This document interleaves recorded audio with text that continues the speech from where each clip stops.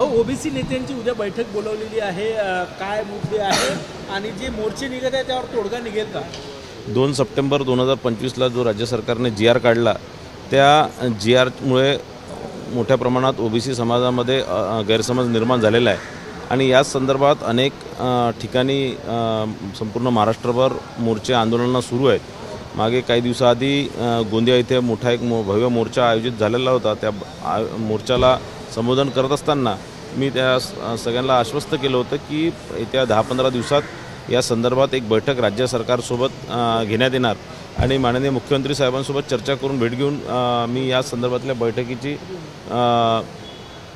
बैठकीची विनंती केली होती आणि म्हणून त्यांनी 4 ऑक्टोबरला ही बैठक घेण्यास मान्य केलेलं आहे आणि उद्या या संदर्भातली बैठक आयोजित केलेली आहे। या बैठकीमध्ये माननीय मुख्यमंत्र्यांसोबत दोन्ही उपमुख्यमंत्री माननीय शिंदे साहेब, माननीय अजितदादा पवार साहेब सोबतच उपसमितीचे अध्यक्ष माननीय चंद्रशेखर बावनकुळे साहेब, ओबीसी मंत्री माननीय अतुलजी साळवे साहेब, छगनजी भुजबळ साहेब हे सगळे उपस्थित राहणार आहे।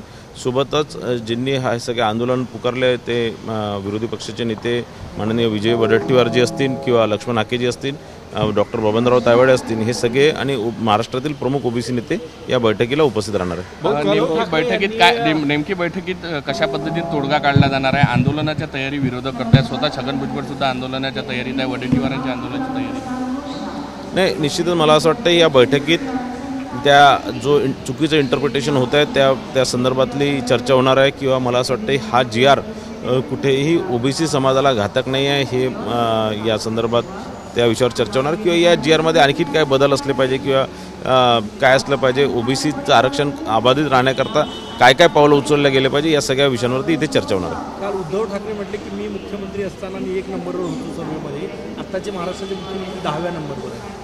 नाही, उद्धव ठाकरेजींच्या बोलण्याला काही अर्थ नसतं, ते काही तथ्यही नसतात, कोणतरी स्वकल्पित काहीतरी त्यांचे आकडे असतात, स्वकल्पित त्यांचा काहीतरी सर्वे असतो। मला असं वाटतं त्यांचे कंपाऊंडर संजय राऊतजींच्या सर्वेनुसार ते 1ल्या क्रमांकाचे होते आणि माननीय फडणवीस साहेब 10व्या क्रमांकाचे होते। मला असं वाटतं उद्धव ठाकरेंच्या या सगळ्या गोष्टींना सिरियसली घेतलं नाही पाहिजे। काल उद्धव ठाकरे यांनी संघावर देखील टीका केलेली आहे। संघाने जे 100 वर्ष मेहनत घेतली, आता जी काही फळं त्याला लागली विषारी फळं अशी भाजपवर टीका केली।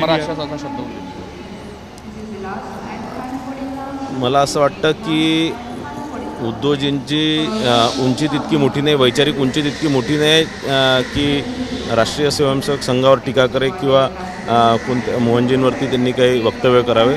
मला असं वाटतं उद्धवजींनी राजकारण करावं, भारतीय जनतापर्यंत सीमित राहावं, संघावर किंवा इतर व्यक्तींवर, इतक्या मोठ्या संघटनेच्या नेत्यांवर त्यांनी जाऊ नये। त्यांनी मोदीवर देखील टीका केलेली आहे। क्रिकेटची तुलना युद्धासोबत करणारा बेशरम पंतप्रधान असा मोदींचा उल्लेख केला।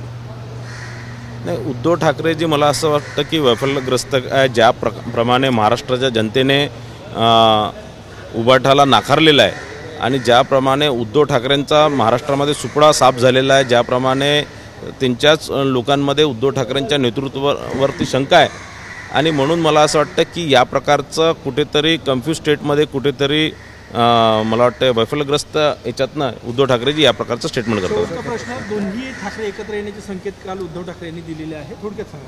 मला असं वाटतं दोन्ही ठाकरे एकत्र आले तरी काही फरक पडणार नाही, कारण कुठेतरी दोन्ही ठाकरेंनी आपली क्रेडिबिलिटी खोवलेली आहे। उद्धव ठाकरेंनी संपूर्ण महाराष्ट्रात आपली क्रेडिबिलिटी खोवलेली आहे। मागच्या 25 वर्षापासून या लोकांचं मुंबई महानगरपालिकेवर राज्य होतं, मुंबईवर यांचं राज्य होतं। यांनी कोणताही विकास काम केला नाही, मुंबईला भकास करण्याचं काम आणि मुंबईमधनं मराठी माणसाला हातपार करण्याचं काम या दोघांनी केलेलं आहे। एबीपी माझा, उघडा डोळे बघा नीट।